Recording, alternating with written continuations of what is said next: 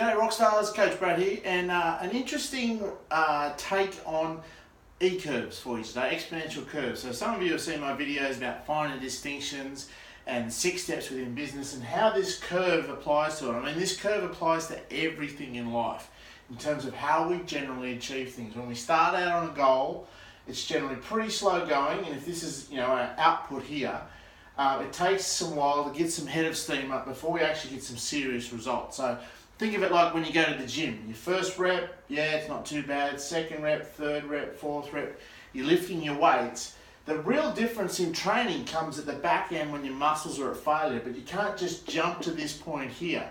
You have to do the work to get here.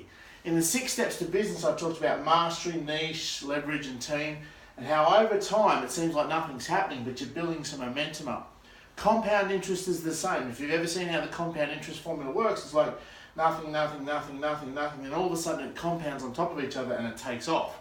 The biggest challenge I see people do is they'll start a goal, a savings plan, or building a business, and they'll go start coming up the curve, and then what will happen is they'll stop and they'll get off the curve, get distracted, lose momentum, and then have to go back and start again. So you've got to stay on the curve. Don't jump off the curve. You've got to keep working at it. Now, here's the thing though, what most people don't realise. When you initially start, your output, your work level, is going to be huge. You're going to start working really hard. So from a coaching perspective, those first couple of months are pretty hard. But what happens over time is the mirror of this curve. The work you need to do will start to reduce. And they'll cross over here at critical mass, okay? So it's not that you ever stop doing something completely. You still need to put some effort to keep it moving. It's, universal law. But after this point, the effort you need will have reduced. Now watch this. What will happen is then you'll move on to your next curve and you'll do it again. And the same thing will happen. The effort curve will come down here and so forth and so on. But you'll get faster and faster and faster at getting the result. But the key message here is when you first start something new, you're going to need a hell of a lot of work to get it momentum, get it all happening.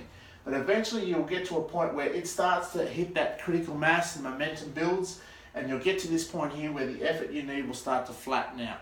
So hopefully that helps shed a bit of light on things for you. When you start new things, you've got to do a lot of work. It's like if you're starting a car with a flat battery, hell of a lot of work to get it going. Push, push, push. Once you've got it going, then it gets to this critical mass point, and then you can start it, and it goes from there.